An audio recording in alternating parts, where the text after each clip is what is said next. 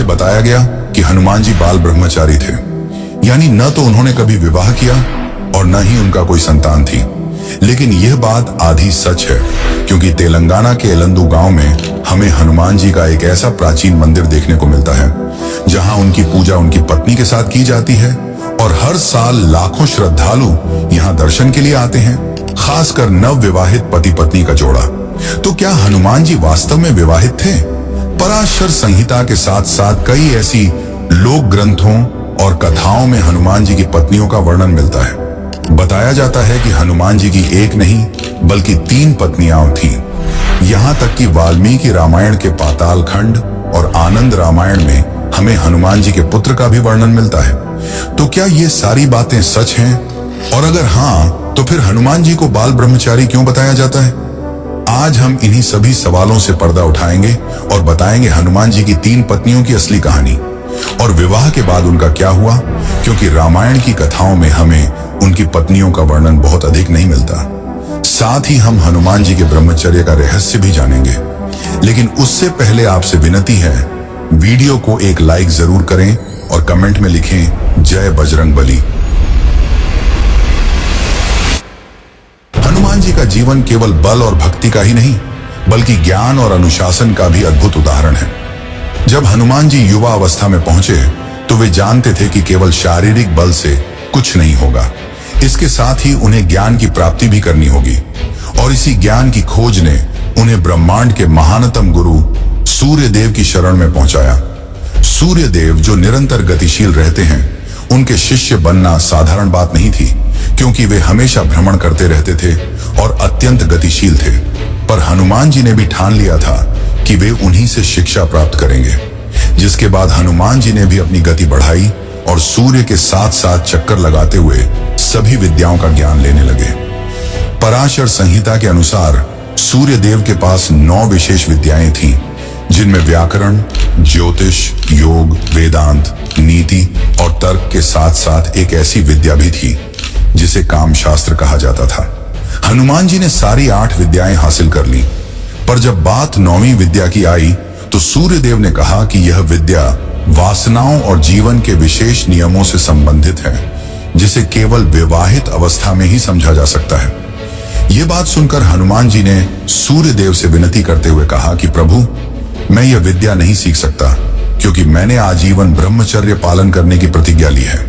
तब सूर्य देव ने समझाते हुए कहा कि इस आखिरी विद्या के बिना बाकी सारी विद्याएं भी कोई काम की नहीं है। इस पर हनुमान जी चिंतित हो उठे। तब सूर्य देव ने एक समाधान निकाला। सूर्य देव ने अपनी शक्ति से एक कन्या का निर्माण किया, जिसका नाम सुवर्चला रखा गया। सुवर्चला का अर्थ था तेज और दिव्य आभा से युक्त। सुवर्चला कोई सामान्य कन्या नहीं थी, वह सूर्य देव के तेज से जन्मी थी, जिस कारण उन्हें सूर्य देव की पुत्री कहा जाता है। पराशर संहिता में स्पष्ट रूप से बताया गया है कि हनुमान जी और सुवर्चला का विवाह एक औपचारिक और प्रतीकात्मक विवाह था। इसका उद्देश्य न तो गृहस्थ जीवन की स्थापना थी और न ही किसी सांसारिक बंधन में बंधना। यह विवाह औपचारिक था, जिसका केवल उद्देश्य ज्ञान की प्राप्ति था। जिसके बाद हनुमान जी का सुवर्चला से विवाह हुआ और उसके बाद हनुमान जी ने सूर्य देव से 9वीं विद्या भी प्राप्त की और उनकी शिक्षा पूर्ण हो गई। और वहीं दूसरी ओर सुवर्चला भी अपने तप के मार्ग पर चल पड़ी। पर मित्रों, हनुमान जी के विवाह की कहानी यहीं समाप्त नहीं होती। कुछ लोक कथाओं और सदियों से चली आ रही कहानियों में उनकी 2 और पत्नियों का वर्णन मिलता है। तो वे दोनों आखिर कौन थी? तो चलिए अब इस रहस्य को भी जान लेते हैं। हनुमान जी के जीवन से जुड़ी कुछ कथाएं ऐसी हैं जो मुख्य धारा के ग्रंथों में विस्तार से नहीं मिलती, लेकिन क्षेत्रीय परंपराओं और दुर्लभ पौराणिक कथाओं में आज भी जीवित हैं। ऐसी ही एक कथा है अनंग कुसुमा की, जिन्हें वरुण देव की पुत्री बताया गया है। कथाओं के अनुसार एक समय रावण और वरुण देव के बीच घमासान युद्ध हुआ। रावण अपनी शक्ति के अहंकार के चलते पृथ्वी लोक को तो जीत ही चुका था, पर अब वह समुद्र पर भी राज करना चाहता था। वरुण देव, जो जल के अधिपति माने जाते हैं, रावण की शक्तियों के सामने कमजोर पड़ने लगे और जब स्थिति अत्यंत गंभीर होने लगी तब वरुण देव ने हनुमान जी से सहायता मांगी। तब हनुमान जी ने वरुण देव का पक्ष लिया और अपनी अपार शक्तियों से रावण की सारी योजनाओं को नष्ट कर दिया। इस सहायता से प्रसन्न होकर वरुण देव ने हनुमान जी को वरदान देना चाहा और वरदान के रूप में उन्होंने अपनी पुत्री अनंग कुसुमा को हनुमान जी की पत्नी बनाने की इच्छा प्रकट की। हनुमान जी ने तो पहले अपने ब्रह्मचर्य का हवाला देते हुए उन्हें इस विवाह के लिए मना कर दिया, पर जब अनंग कुसुमा ने कहा कि वह भी एक तपस्विनी कन्या है, उनका जीवन भी सांसारिक भोग के लिए नहीं बल्कि साधना और आत्मिक उन्नति के लिए है, जिसके बाद वरुण देव ने भी सुनिश्चित किया कि उनका यह विवाह केवल औपचारिक होगा और इसका उद्देश्य कोई सांसारिक बंधन नहीं बल्कि एक विशेष दैवी नियम की पूर्ति होगा। अंततः हनुमान जी ने इस प्रस्ताव को स्वीकार किया।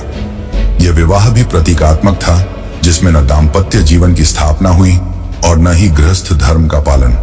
इस कथा में भी वही तथ्य सामने आता है जो सुअर चल्ला की कथा में दिखाई देता है। विवाह होने के बावजूद हनुमान जी अपने ब्रह्मचर्य व्रत पर अडिग रहे और अनंग कुसुमा ने भी पत्नी के सांसारिक अधिकारों की अपेक्षा नहीं की। दोनों के मार्ग अलग थे, लेकिन लक्ष्य एक ही था, आत्मिक उन्नति और धर्म की रक्षा। यही कारण है कि इस विवाह को भी औपचारिक कहा जाता है। आंध्र प्रदेश और तेलंगाना क्षेत्र की लोक परंपराओं में अनंग कुसुमा की कथा आज भी श्रद्धा के साथ सुनाई जाती है। वहां उन्हें एक महान तपस्विनी के रूप में स्मरण किया जाता है, जिन्होंने विवाह को बंधन नहीं बल्कि साधना का एक चरण माना। लेकिन अभी यह कथा समाप्त नहीं होती। हनुमान जी का तीसरा और अंतिम विवाह भी हुआ था, वह भी राक्षस कुल में जन्मी रावण की पौत्री के साथ।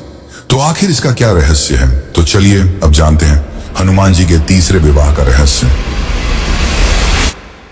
हनुमान जी के जीवन से जुड़ी तीसरी कथा सबसे अधिक चौंकाने वाली मानी जाती है, क्योंकि इसमें उनका संबंध सीधे रावण के कुल से जुड़ता है। जिस रावण को रामायण में अधर्म, अहंकार और विनाश का प्रतीक माना गया है, उसी के वंश में जन्मी एक कन्या सत्यवती।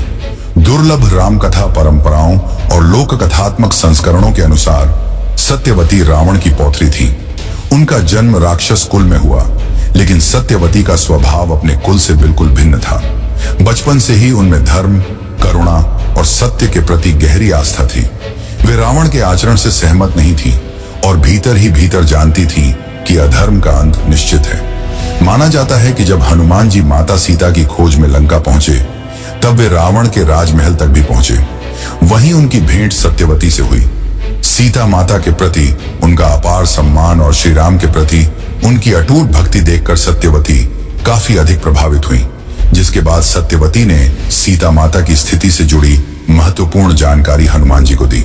जब श्री राम ने लंका पर विजय प्राप्त की और रावण का वध हुआ, तब सत्यवती ने भी इसे धर्म के अधर्म पर विजय के रूप में स्वीकार किया और इसी निष्पक्ष दृष्टि और धर्मनिष्ठा से प्रसन्न होकर श्री राम ने सत्यवती को संरक्षण प्रदान किया, जिसके बाद माना जाता है कि श्री राम की आज्ञा पर हनुमान जी का विवाह सत्यवती से हुआ, ताकि अब वह राक्षस कुल की न कहलाए। लेकिन बाकी विवाहों की तरह यह विवाह भी पूर्व की तरह सांसारिक नहीं था। हनुमान जी ने इसे अपने लिए सम्मान नहीं बल्कि एक उत्तरदायित्व के रूप में स्वीकार किया। सत्यवती के लिए यह विवाह केवल कुल बदलने का नहीं बल्कि अपना मार्ग बदलने का भी प्रतीक था। सत्यवती का चरित्र इस बात का प्रमाण है कि चाहे जन्म किसी भी कुल में हो, वह मनुष्य के धर्म को तय नहीं करता। उन्होंने रावण के वंश में जन्म लेकर भी राम के आदर्शों को निभाया।